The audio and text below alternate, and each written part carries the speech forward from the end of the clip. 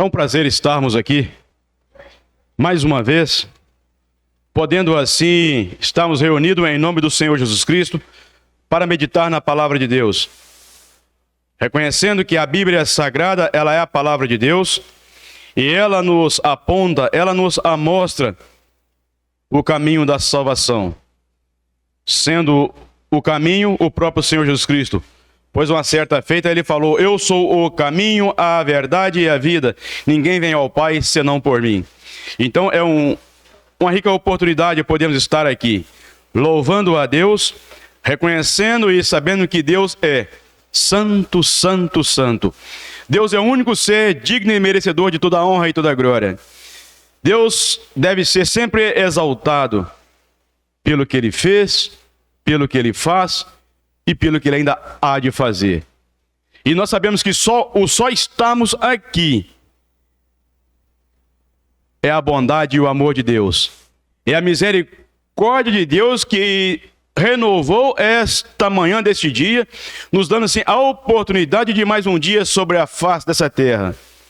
Sabemos que muitas pessoas não alcançaram esta tarde ou esta noite porque passaram pela morte. Mas nós estamos aqui. E estamos findando o último domingo de 2024. Temos passado por um ano, temos por certo tido aflições, alegrias, dificuldades, mas uma coisa é certa: Deus tem nos abençoado, Deus tem nos guardado. E uma coisa eu tenho aprendido na palavra de Deus, que até mesmo nas aflições, nós precisamos de render graças a Deus. Porque se vem a aflição sobre nós, é porque Deus permite. E Deus tem a razão, o porquê de todas as coisas. Porque nada acontece se Deus não permitir. E Ele nos dá força. E Ele nos auxilia para superarmos as dificuldades desta vida. Então, seja as coisas boas, ou seja as coisas ruins que se passaram sobre nós neste ano, mas vamos render graças a Deus, reconhecendo que Deus é soberano sobre tudo e sobre todos, e que a nossa vida está nas mãos de Deus. E a alegria maior é saber que breve, quando eu não sei, eu sei que é bem breve, sairemos deste mundo, deixaremos o pecado, deixaremos este corpo contaminado com a maldade, e estaremos com o Senhor para todo sempre, longe da maldade deste mundo, longe da astúcia de Satanás, e estaremos sim. Aí, Guilherme, não vai ter nenhum erro não vai ter nenhum defeito no playback, porque estaremos para todo sempre diante do Senhor, em perfeito estado, em harmonia, para fazer aquilo do qual o Senhor nos criou, para louvar a sua pessoa bendita. E nesta noite eu gostaria de ver com os irmãos algo na palavra de Deus, e eu gostaria de colocar um título na mensagem, que é o seguinte: a autoridade de Jesus.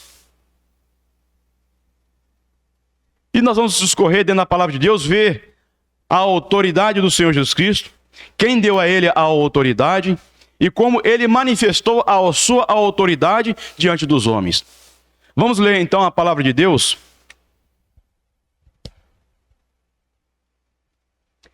Em Lucas capítulo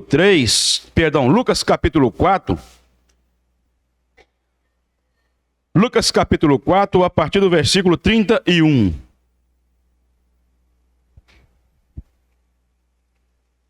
Lucas capítulo 4, a partir do versículo 31, diz assim a palavra de Deus: E desceu a Cafarnaum, cidade da Galileia, e os ensinava nos sábados. E admiravam-se da sua doutrina, porque a sua palavra era com autoridade. E estava na sinagoga um homem que tinha um espírito de um demônio imundo. E este exclamou em alta voz, dizendo: que temos nós contigo, Jesus Nazareno? Vieste a destruir-nos? Bem sei que és o Santo de Deus. E Jesus o repreendeu, dizendo: cala-te e sai dele. E o demônio, lançando-o por terra no meio do povo, saiu dele, sem lhe fazer mal. E veio espanto sobre todos, e falavam uns aos outros, dizendo: que palavra é esta, que até aos espíritos imundos manda com autoridade e poder, e eles saem. Que o Senhor Deus abra os nossos corações e nos ajude a entender a palavra de Deus, e que nós possamos realmente ser ensinados, ser orientados pelo Espírito Santo. Nós sabemos, irmãos, que a Bíblia nos conta, a Bíblia nos narra dizendo que Deus amou ao mundo de tal maneira que deu o seu Filho unigênito para que todo aquele que nele crê não pereça, mas tenha a vida eterna. Então nós vemos pela palavra que a salvação, ela é algo extraordinário. A salvação, ela foi projetada, ela foi designada e foi executada pelo próprio Deus. Porque sabemos que se Jesus Cristo não viesse da parte do Pai e fosse até a cruz do Calvário, não haveria salvação para ninguém. Para que houvesse salvação, para que houvesse esperança de vida eterna, era necessário que Jesus Cristo fosse até a cruz do Calvário.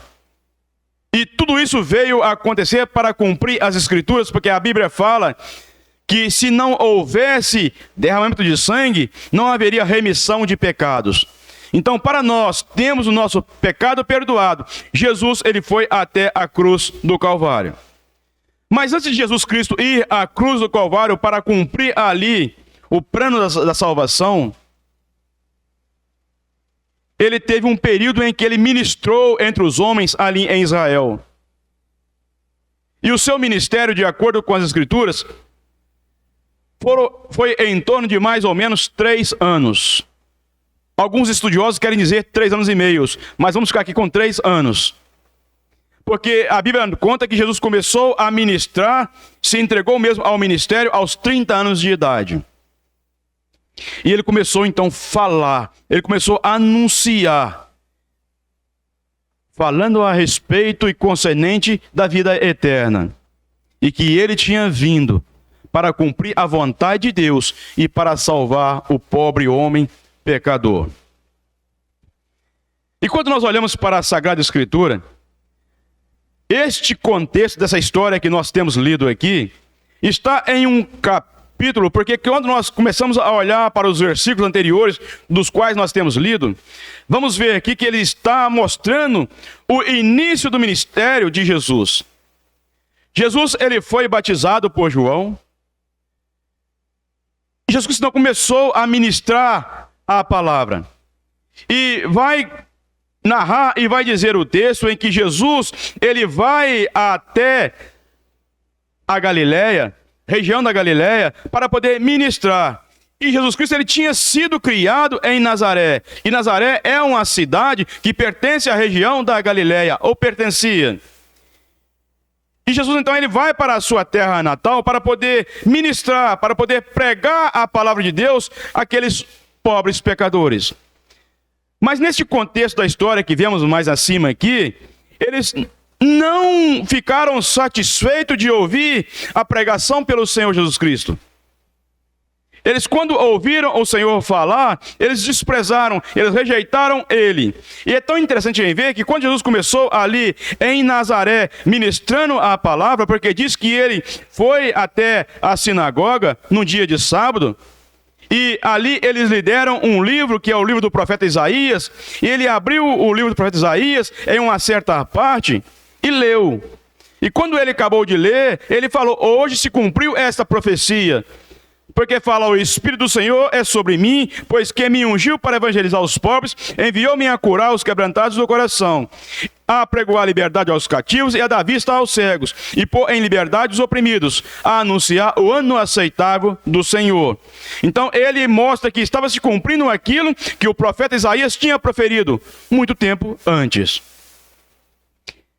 Mas ali em Nazaré, aonde tinha sido criado o Senhor Jesus Cristo, quando ouviram a palavra proferida pelo Senhor Jesus Cristo, vai nos contando, lá no versículo 29, que eles não a aceitaram, porque eles falam assim, e levantando-se, o expulsaram da cidade e o levaram até o cume do monte em que a cidade deles estava edificada, para dali o precipitarem.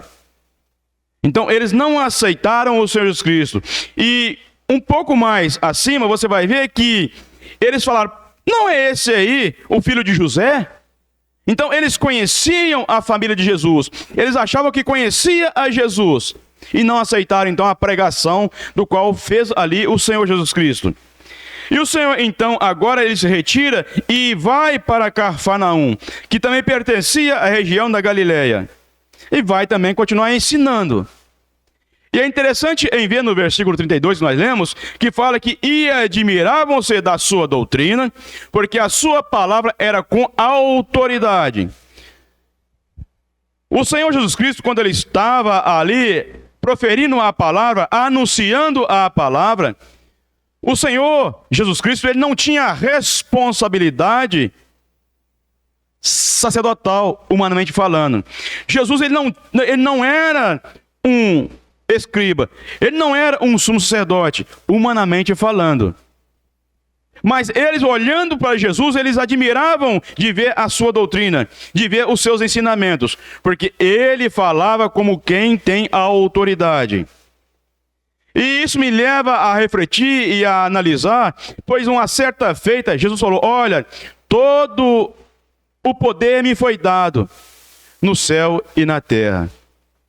E em outra feita, ele vai curar um paralítico, e havia uma murmuração, e ele fala, olha, para que saibais que o Filho do Homem tem a autoridade, eu ordeno a este homem, levanta e anda. O Senhor Jesus Cristo, então, aqui, ele começa a demonstrar que o que ele fazia, que o que ele manifestava, ele não fazia por si mesmo, mas é porque ele estava em sintonia com Deus. E uma certa feita também ele falou, olha, o que eu falo ou o que eu ensino, eu não falo de mim mesmo, mas eu falo tudo aquilo que o Pai me tem confiado. Mas os homens não entenderam,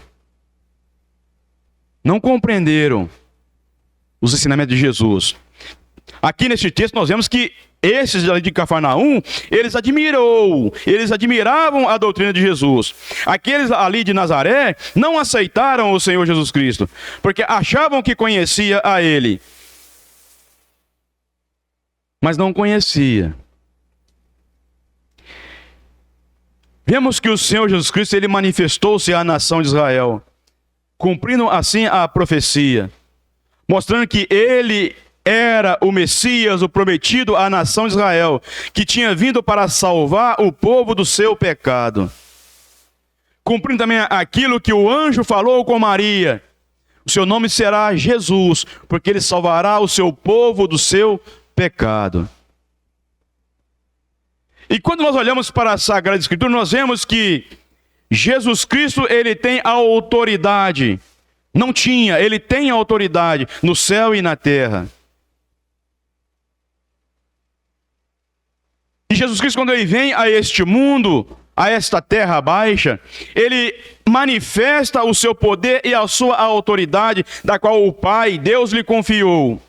E nós encontramos aqui neste texto, quando nós olhamos para o versículo 33 e o versículo 34, que fala que quando Jesus entrou ali na sinagoga, ali em Cafarnaum, estava um homem que tinha um espírito de um demônio imundo.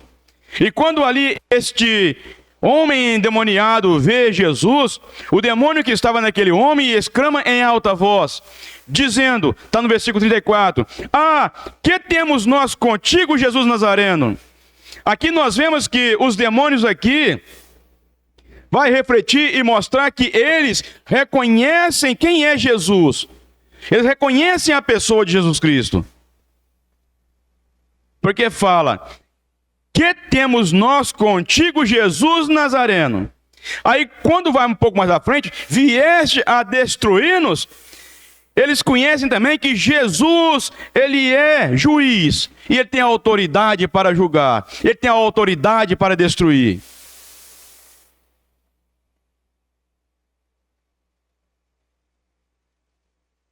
E E quando chega um pouco mais à frente do versículo 34, mais no final, fala: bem sei que és o Santo de Deus. Há um reconhecimento da parte do demônio. Reconhece quem é Jesus. Conhece a autoridade de Jesus. E agora professa quem é Jesus, que Jesus é o Santo de Deus. Mas como o Senhor não aceita o louvor que vem das trevas, o Senhor vai então aqui repreender. Porque Deus não aceita aquilo que vem das trevas. E o Senhor então chega no versículo 35, ele vai falar: e Jesus o repreendeu dizendo: cala-te e sai dele. E vai narrando o texto dizendo que o demônio saiu daquele homem. Nos mostrando o quê? Aquilo que vai fechar no versículo 36, dizendo que veio espanto sobre todos aqueles que estavam ali na sinagoga e viram aquele acontecimento. E começaram a dizer: que palavra é esta? Que até aos espíritos imundos manda com autoridade e poder, e eles saem. Jesus é aquele que tem o poder e a autoridade. Jesus é aquele que tem o poder e a autoridade para dar a qualquer um que queira a vida eterna. Jesus sabia que para ele dar a vida eterna ao homem, era preciso que ele fosse até a cruz do Calvário. Era preciso que ele viesse do céu, se esvaziasse da sua glória, deixasse a sua glória, viesse a este mundo pecador, se tornasse como um de nós, vivesse neste mundo, fosse humilhado e desprezado e fosse pendurado na cruz do Calvário. Porque somente por meio do seu sofrimento e da sua morte na cruz é que ele podia e pode nos dar a vida eterna. Isso é tão interessante que tem pessoas que acham que quando Jesus foi à cruz do Calvário, que o que segurou Jesus na cruz do Calvário foram os cravos que os puseram nos pés e nas mãos. Mas não foram. Não foram os guardas que estavam em volta da cruz que segurou Jesus naquela cruz. Mas o que segurou Jesus naquela cruz foi o grande amor dele para com cada um de nós. E ali naquele momento, quando ele estava passando por aquela zombaria, por aquela humilhação, ele tinha o poder e a autoridade de descer daquela cruz para provar ao homem que ele era e é o Filho de Deus. Mas Jesus sabia que se ele descesse da cruz para provar o homem naquele momento quem ele é, não haveria salvação, não haveria perdão de pecados. E todos nós estávamos na condenação eterna. Por quê? Porque para hoje nós desfrutarmos, para hoje nós vivemos nessa esperança, sabendo que um dia nós iremos sair e ir para a mansão celestial, é porque alguém pagou por nós. E a Bíblia fala: nós que aceitamos Jesus Cristo, nós temos sido comprados, não com ouro nem com prata, mas com o precioso sangue de Jesus, que foi derramado na cruz do Calvário. Sangue de um inocente, sangue do Filho de Deus, que foi derramado para nos purificar da nossa imundícia. Então nós vemos esta autoridade. E é por isso que Jesus então fala, por várias vezes, várias questões do eu sou. Eu sou o bom pastor, eu sou o caminho, eu sou a ressurreição. Jesus, ele mostra quem ele é e que autoridade ele tem e o que ele pode fazer. A Bíblia nos narra, a Bíblia nos fala que todo joelho se dobrará e toda língua confessará que Jesus é Senhor, para a glória de Deus Pai. Agora, há algo interessante. Ou você se apresentará diante do Senhor como um remido pelo seu sangue e entrará na mansão celestial quando nós fomos arrebatados ou se passarmos pela morte, ou você um dia vai comparecer diante do Senhor Mas o Senhor sendo o juiz, ele há de julgar e lançar lá no lago de fogo. Isso é fato, porque a Bíblia fala que todos um dia irão diante do Senhor. Mas feliz é aquele que se apresentará diante do Senhor, não como um réu, mas como um remido pelo Senhor Jesus Cristo, como um que aceitou o sacrifício de Cristo na cruz do Calvário. Porque aquele que lá nos fala em Apocalipse, que apresentará diante do Senhor lá no tribunal de Cristo, lá no trono branco, porque no tribunal de Cristo é nós o salvo, mas não para a condenação, mas para o galardão. Mas lá no trono branco será diferente, porque aquele que se apresentar diante do Senhor lá no trono branco já será um réu e será para condenação e não haverá mais salvação, mas ali vai ser para receber a sentença da segunda morte, que é o lago de fogo. Então nós, enquanto estamos vivos aqui neste mundo, nós temos a oportunidade, a possibilidade de escolher e de entender e de aceitar a autoridade do Senhor Jesus Cristo sobre a nossa vida. E se nós queremos ou não desfrutar desta vida eterna. Irmãos, amigos, há muitas pessoas que adiam o plano da salvação, querem deixar para mais tarde, não sabendo o que há de acontecer mais tarde, não sabendo o que há de acontecer daqui uma hora, um segundo. Por quê? Porque a vida, ela é como se fosse uma caixinha de surpresa. Não sabemos o que há de nos suceder, não sabemos se teremos o amanhã, não sabemos. Nós almejamos alcançar o 2025, mas não sabemos se iremos alcançar. Somente Deus sabe. Uma coisa é real, sabemos que hoje e agora estamos aqui, mas não sabemos mais à frente. Então, tem pessoas que ainda falam e dizem: se Deus achar que eu mereço quando eu morrer, Ele então vai me dar um lugarzinho no céu. Mas qual é o ser humano que merece alguma coisa de Deus? Ninguém merece nada. Se nós alcançamos a salvação, foi pela graça e misericórdia de Deus, foi porque Ele se compadeceu de nós e nos abriu o nosso coração e nossa mente para entendermos as Escrituras e compreender que Jesus Cristo é o único Salvador da humanidade. Nós não merecíamos, nem tampouco merecemos nada de Deus, mas o que nós temos alcançado, como eu já falei, é pela graça e a infinita misericórdia de Deus. E Deus tem tido esta compaixão, esta misericórdia, não somente conosco, mas com todo este mundo miserável e pecador. Porque Deus está dando tempo ao homem, para que o homem se arrependa. E nós vemos que nos nossos dias que estamos vivendo, a maldade tem se alastrado cada vez mais. O pecado tem multiplicado entre os homens.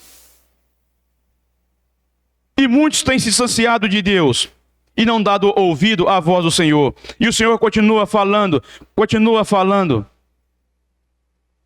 E o Senhor fala de diversas maneiras. Irmãos, poucos dias, naqueles dias em que estava o sol quente, ali na roça nós falamos: olha, agora vai complicar as coisas. Os pés de café estão morrendo, não tem capim no pasto para o boi, vai ficar difícil. Vai vir uma fome extrema aí no nosso país. Mas quando as coisas pareciam que estava difícil, estava ficando complicada, Deus derrama a chuva.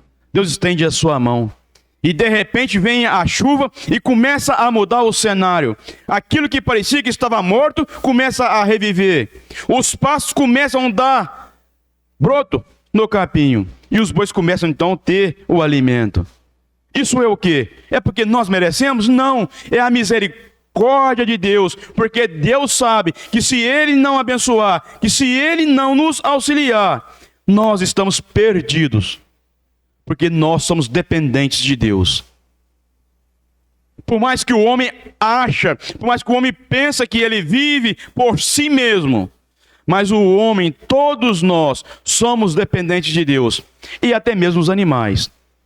Então é real que o Senhor Jesus Cristo, a certa feita, falou que as aves são sustentadas por quem? por Deus. Elas não semeiam, elas não têm celeiro, mas elas comem. Você não vai ver um animal morrer de fome, porque o Senhor providencia o sustento para eles. Assim como providencia o sustento para cada um de nós. Assim como Ele providenciou um meio de salvação para cada um de nós.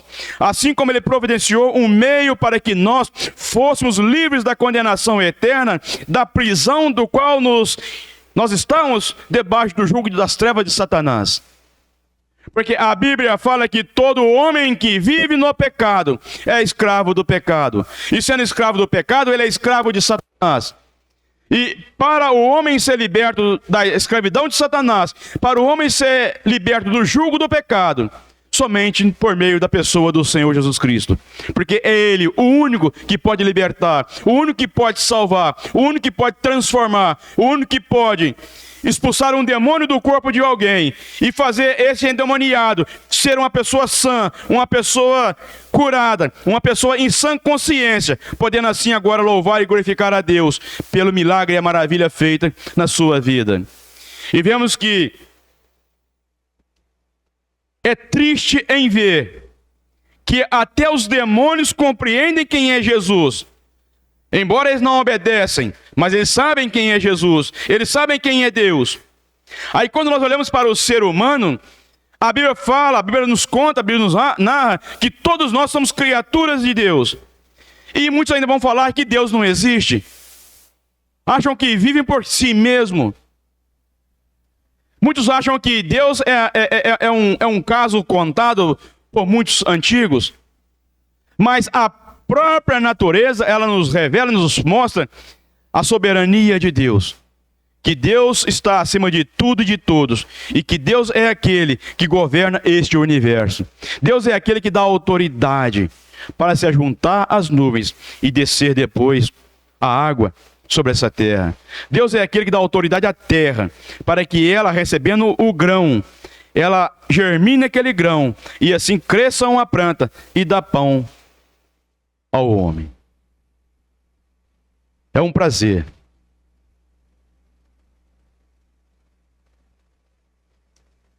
reconhecer a autoridade do Senhor Jesus Cristo, reconhecer o amor de Deus sobre cada um de nós.